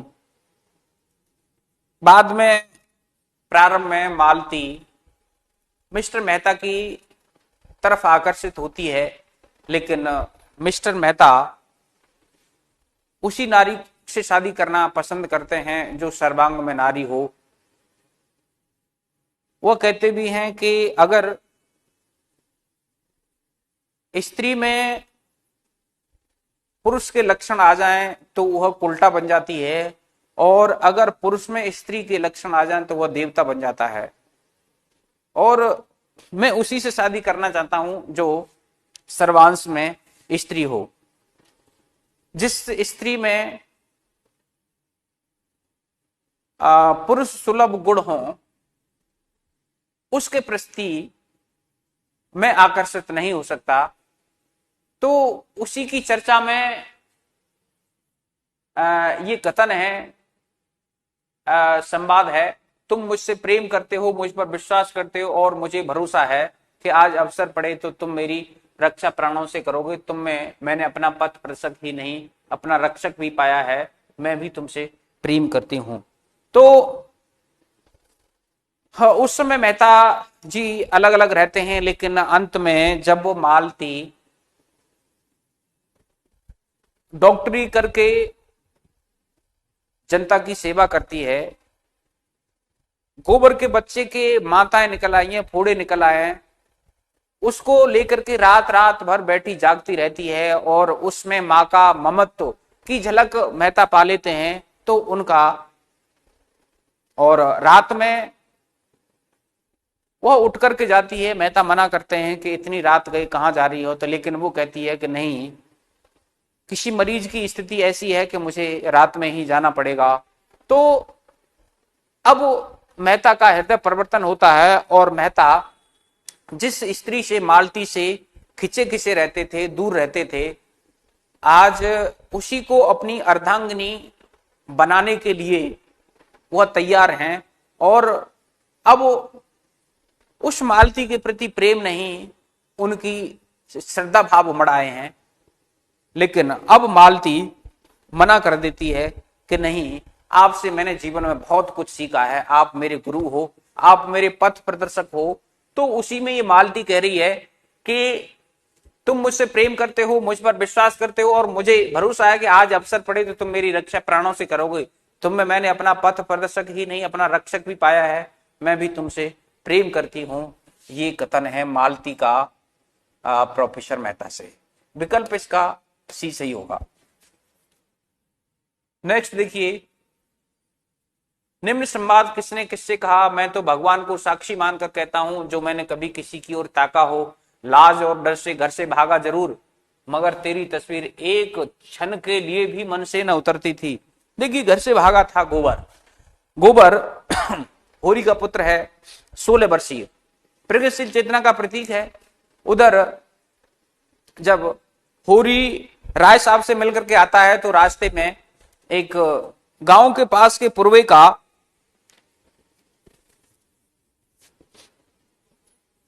मुखिया भोला महतो मिल जाता है। भोला महतो की एक गाय है जो 80 रुपए में देने की बातचीत हो जाती है, उसको ले आता है। उसी संबंध में वह होरी को उधार दे देता है और उसके बदले में 3 मन भूसा देता है, जिसे होरी, उसका पुत्र गोबर और भोला तीनों लेकर के जाते हैं। और उसी में जब वो जाते हैं तो उस गोबर का परिचय भोला की विधवा पुत्री झुनिया से हो जाता है और उनके बीच में प्रेम संबंध स्थापित हो जाता है और ये बात आगे बढ़ जाती है। और उस झुनिया के 5 महीने का गर्भ रह जाता है। वह झुनिया होरी के घर आती है तो धनिया और होरी उसको शरण देते हैं और ये गोबर चुपचाप देख रहा होता है। जब धनिया कहती है उसे रख लेती है अपने घर में, तो बदनामी की वजह से वह गोबर वहां से भाग जाता है। तो फिर जब बाद में आता है, झुनिया से मिलता है, तो वह झुनिया और गोबर के बीच की बात है। तो उसमें गोबर कहता है झुनिया से, मैं तो भगवान को साक्षी मानकर कहता हूं, जो मैंने कभी किसी की ओर ताका हो, लाज और डर से घर से भागा जरूर, मगर तेरी तस्वीर, तेरी यानी झुनिया की तस्वीर एक क्षण के लिए भी मन से न उतरती थी। यह कथन किसने किससे कहा है? गोबर ने कहा है। किससे? झुनिया से। विकल्प भी सही होगा। नेक्स्ट देखिए, निम्न कथन किस पुस्तक का अंश है? व्यवहार में हम भाई के अर्थ का कितना भी दुरुपयोग करें, लेकिन उसकी भावना में जो पवित्रता है वह हमारी कालमा से कभी मलिन नहीं होती। ये होरी के विचार हैं ऐसे, जब शोभा के प्रति उसका छोटा भाई शोभा है। तो ये गोदान कथन के ये अंश हैं। विकल्प ए सही होगा। नेक्स्ट देखिए, इसमें प्रेमचंद के उपन्यास गोदान का मूल आधार क्या है? वर्ग वैषम्य है, ये वर्ग है, वर्ग वैषम्य है, वर्ग चेतना है, दोनों हैं। विकल्प सी सही होगा इसका।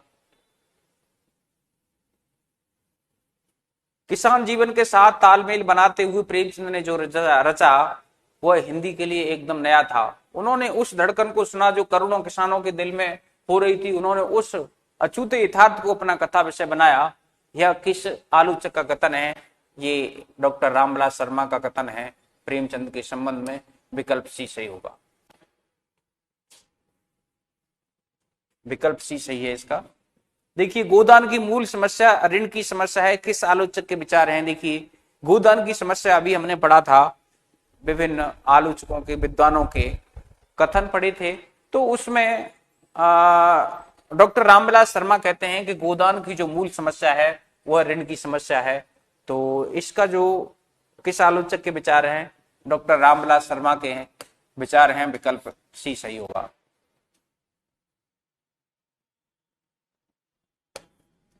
नेक्स्ट देखिए, गोदान उपन्यास में शिक्षक पात्र कौन है? देखिए, प्रोफेसर मेहता हैं, वो दर्शन शास्त्र के प्रोफेसर हैं। तो इसमें शिक्षक पात्र मिस्टर बी मेहता। विकल्प सी सही होगा।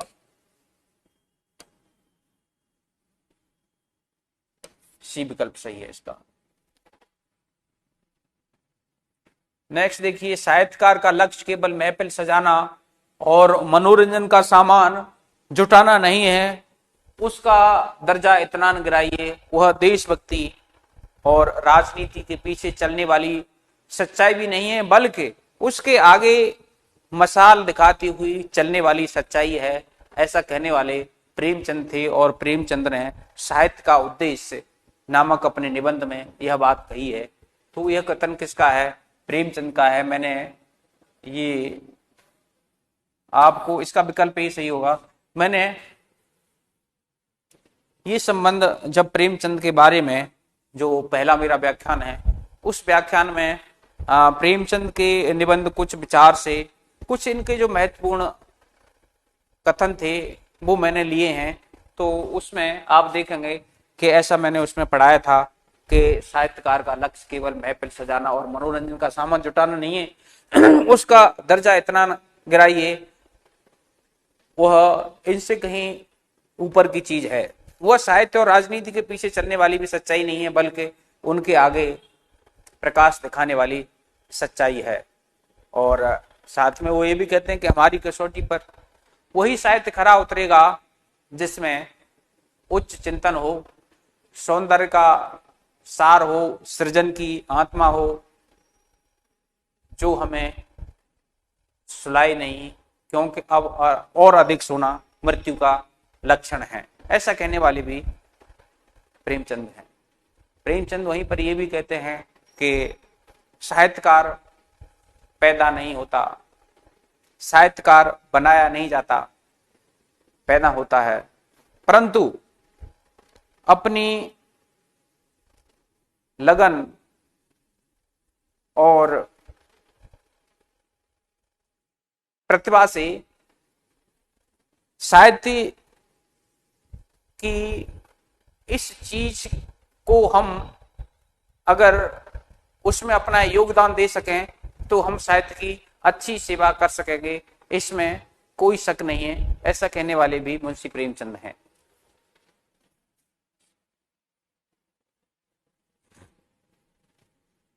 इसका विकल्प ए सही होगा, प्रेमचंद। हम साहित्य को केवल मनोरंजन और विलासता की वस्तु नहीं समझते, हमारी कसौटी पर वही साहित्य खरा उतरेगा जिसमें उच्च चिंतन हो, स्वाधीनता का सार हो, सौंदर्य की आत्मा हो, सौंदर्य का सार हो, सृजन की आत्मा हो। ये कहने वाले भी मुंशी प्रेमचंद हैं। विकल्प सी सही होगा।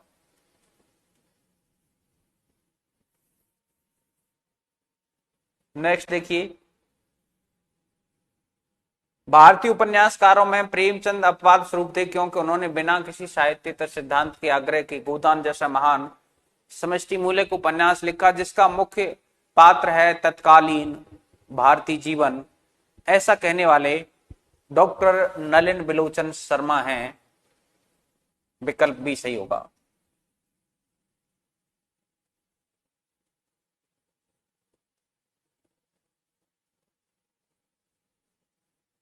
गोदान में होरी की बेटी का नाम क्या है? तो देखिए, गोदान में जो होरी है, होरी के 3 बच्चे हैं। होरी, इसकी पत्नी है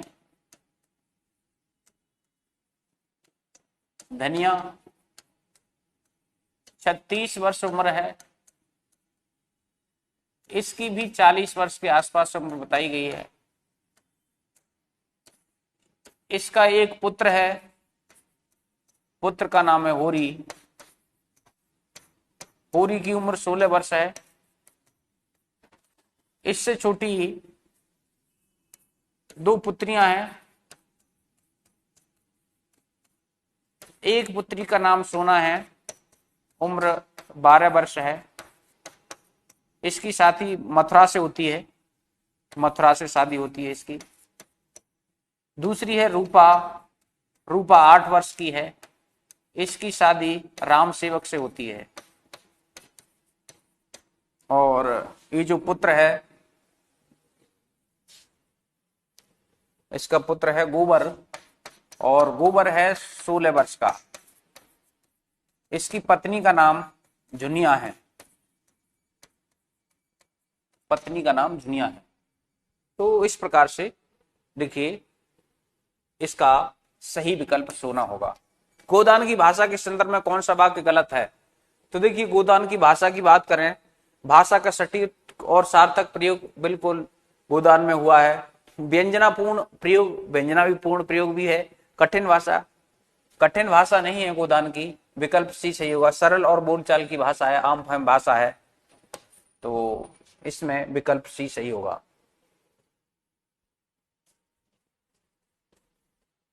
नेक्स्ट देखिए,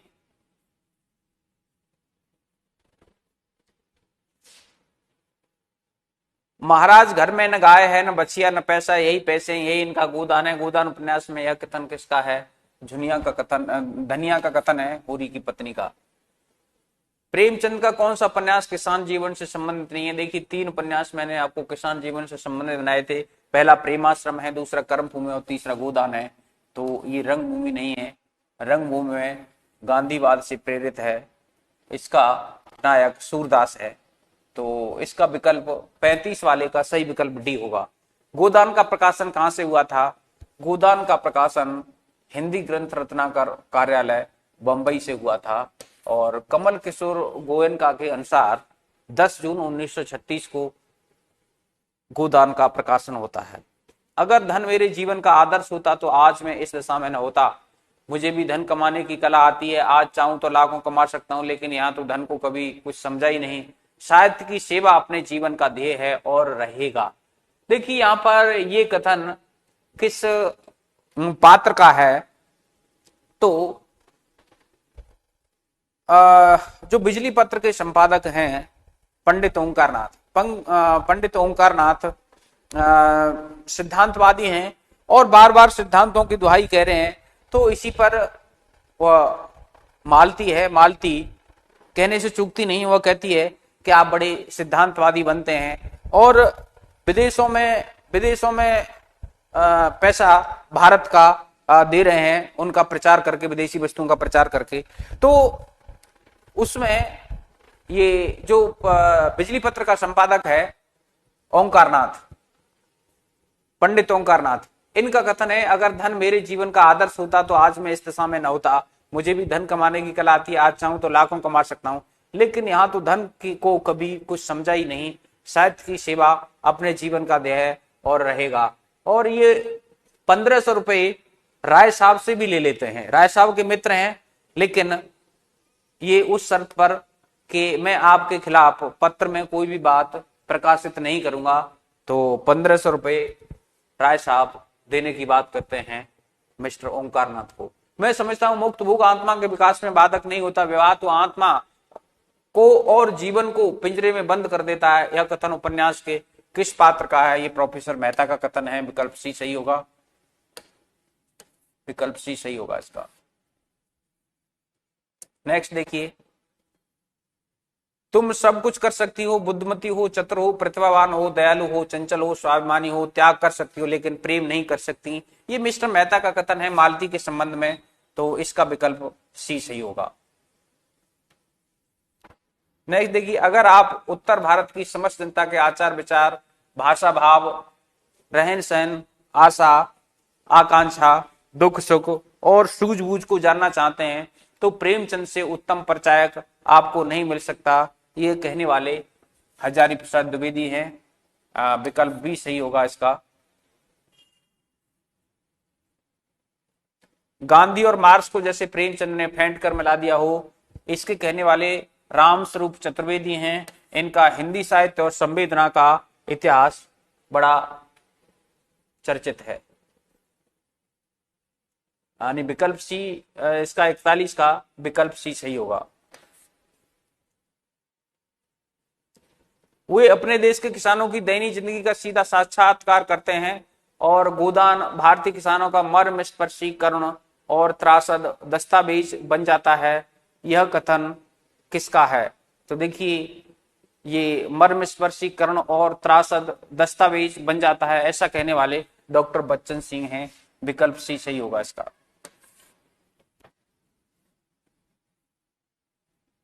नेक्स्ट देखिए, निम्न में से यह कथन किसका है? जब दूसरों के पांव तले अपनी गर्दन दबी हुई तो उन पांवों को सहलाने में ही कुशलता है। होरी का कथन है। विकल्प ए होगा। नेक्स्ट देखिए, निम्न में से यह कथन किसका है? गृहस्थ के घर में एक गाय भी न हो तो कितनी लज्जा की बात है। साल के साल बीत जाते हैं, गोरस के दर्शन नहीं होते। ये देखिए, भोला महतो से जब होरी राय साहब से मिलकर आ रहा होता है तो रास्ते में भोला महतो मिलता है और भोला महतो से ये कथन होरी का है। तो ये कथन होरी का होगा। इसका विकल्प भी सही होगा। नेक्स्ट देखिए, निम्न में से यह कथन किसका है? जो हुकाम के तलवे चाटता हो और अपने अधीनों का खून चूसता हो, उसे मैं सुखी नहीं मानता, वह तो संसार का सबसे अभागा प्राणी है। ऐसा कहने वाले कौन है? ये देखिए राय साहब का कथन है, होरी से कह रहे हैं। विकल्प सी सही होगा इसका। नेक्स्ट देखिए, निम्न में से यह कथन किसका है?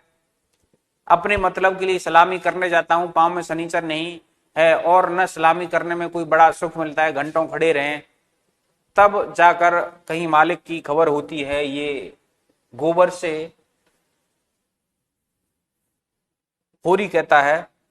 तो ये जो कथन है ये होरी का कथन है, इसका विकल्प डी सही होगा।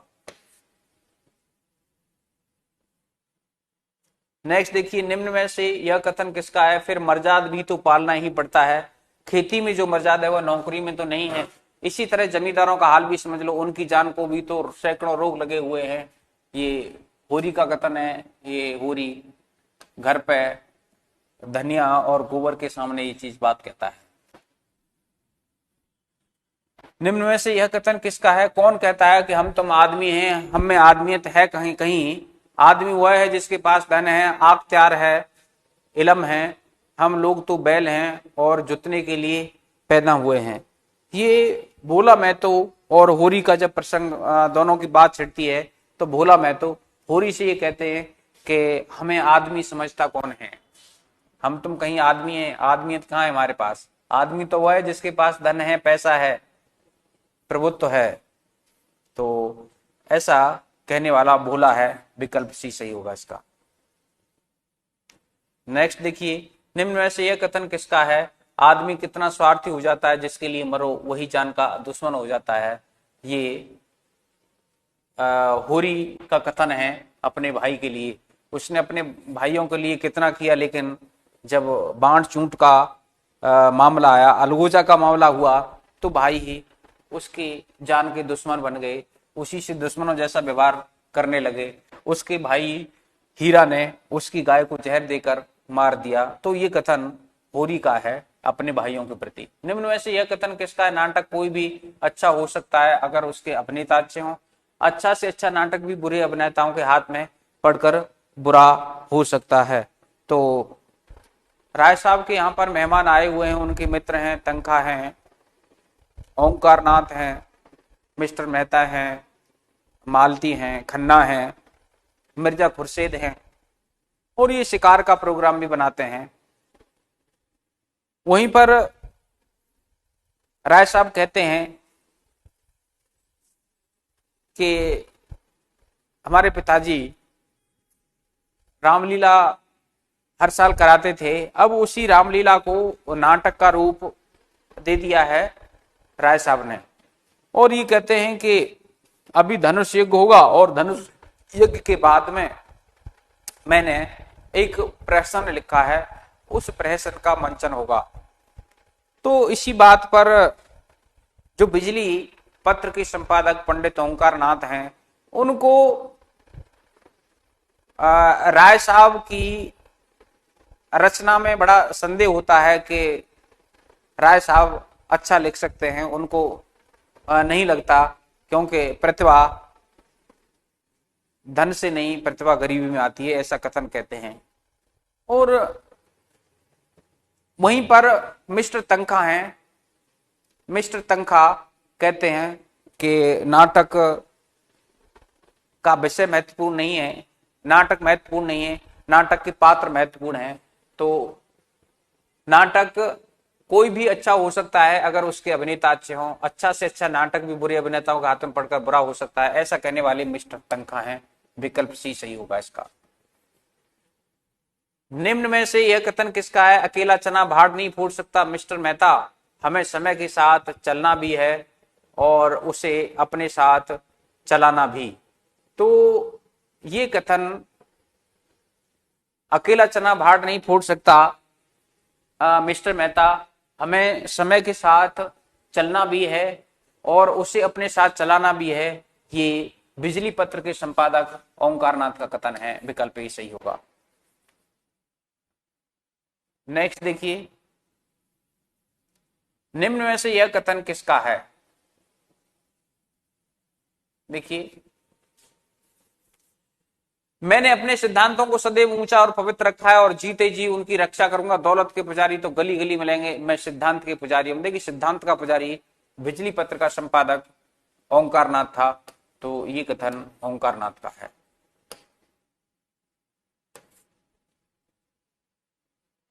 नेक्स्ट देखिए, निम्न में से ये कथन किसका है? ये हत्यारे गांव के मुखिया हैं, गरीबों का खून चूसने वाले। सूद ब्याज डेढ़ी सबई नजर नजराना घूस घास जैसे भी हो गरीबों को लूटो, उस पर स्वराज चाहिए। जेल जाने से स्वराज न मिलेगा, स्वराज मिलेगा धर्म से, न्याय से। ये कहने वाली होरी की पत्नी धनिया है, विकल्प भी सही होगा।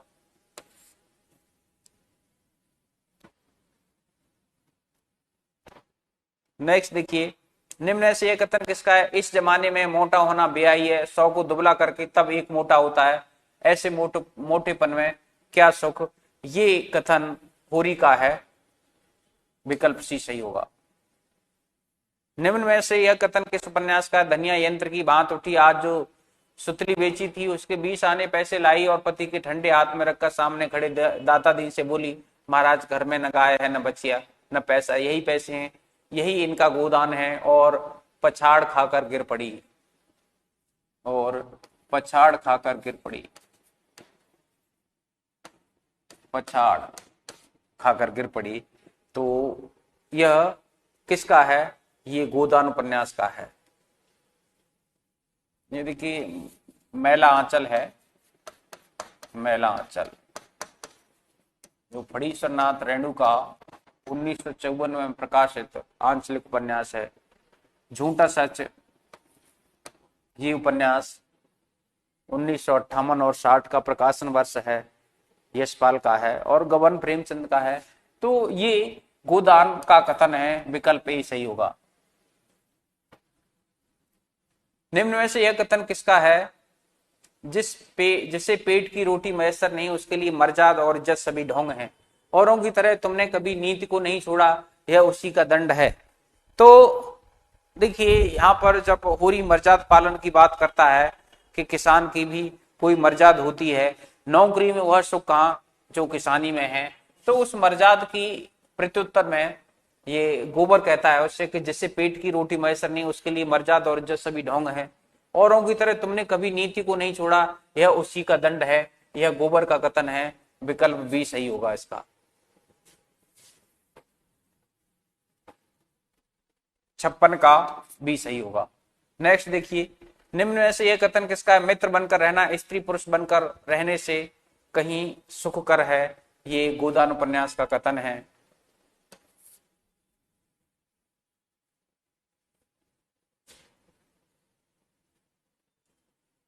नेक्स्ट देखिए, निम्न में से यह कथन किस लेखक का है? प्रेम में कुछ मान भी होता है, कुछ महत्व भी। श्रद्धा तो अपने को मिटा डालती है और अपने मिट जाने को ही अपना इष्ट बना लेती है। प्रेम अधिकार करना चाहता है, जो कुछ देता है उसके बदले में कुछ चाहता है। श्रद्धा का चरम आनंद अपना समर्पण है, जिसमें अहमन्यता का ध्वंस हो जाता है। देखिए, प्रेम और श्रद्धा नाम से एक आचार्य रामचंद्र शुक्ल का भी निबंध है, उसमें भी प्रेम और श्रद्धा के संबंध में कुछ इसी प्रकार की बातें कही गई हैं कि प्रेम एकांत चाहता है और श्रद्धा सार्वजनिक सबको लेकर के चलना चाहती है। तो ये कथन किसका है, किस लेखक का है? तो देखिए, ऐसा कथन प्रेमचंद ने भी मिस्टर मेहता और मालती का, जो मालती के प्रति मिस्टर मेहता का हृदय परिवर्तन हुआ है, तो उसमें मिस्टर मेहता के हृदय में मालती के प्रति श्रद्धा उत्पन्न हो जाती है और उसी समय यहां पर उस मेहता का चिंतन है ये। तो निम्न में से, और वह प्रेमचंद के माध्यम से, प्रेमचंद ही कह रहे हैं उसको, तो किस कथन किस लेखक का है? तो प्रेमचंद का है, ये गोदान उपन्यास में है। तो विकल्प सी सही होगा इसका। निम्न में से यह कथन किसका है? तुमने सदैव मुझे परीक्षा की दृष्टि से देखा, कभी प्रेम की आंखों से नहीं। क्या तुम इतना भी नहीं जानते कि नारी परीक्षा नहीं प्रेम चाहती है? मालती कहती है मेहता से। विकल्प ए सही होगा। निम्न में से यह कथन किसका है? स्त्री पृथ्वी की भांति धैर्यवान है, शांति संपन्न है, सहिष्णु है। पुरुष में नारी के गुण आ जाते हैं तो वह महात्मा बन जाता है, नारी में पुरुष के गुण आ जाते हैं तो वह उल्टा बन जाती है। पुरुष आकर्षित होता है स्त्री की ओर, जो सर्वांश में स्त्री हो। ये मेहता के कथन है। विकल्प सी सही होगा। निम्न कथन किसका है? प्रेमचंद मूलतः गांधी जी के अनुयायी थे। देखिए अभी मैंने आपको बताया था प्रेमचंद मूल रूप से गांधी जी के अनुयायी थे, ऐसा कहने वाले मार्क्सवादी आलोचक शिवदान सिंह चौहान हैं। और प्रेमचंद मार्क्सवादी, सच्चे मार्क्सवादी थे, ऐसा कहने वाले त्रिलोकीनाथ हैं। तो यहां पर ये इसका सही विकल्प ए होगा। निम्न कथन किसका? होरी यदि प्रेमचंद के जमाने का मिटता हुआ किसान है तो गोबर नए जमाने का संभावित सर्वहारा। तो देखिए यहां पर ये विश्वनाथ त्रिपाठी का कथन है। सी विकल्प सही होगा इसका। नेक्स्ट देखिए निम्न कथन किसका है? गोदान भारतीय किसान की निष्क्रियता की महान ट्रेजेडी है, ऐसा कहने वाले नामवर सिंह हैं। ये कथन डॉक्टर नामवर सिंह का है। निम्न कथन किसका? गोदान भारतीय जीवन का विराट चित्र है, नलिन बिलोचन शर्मा। ये कथन नलिन बिलोचन शर्मा का है।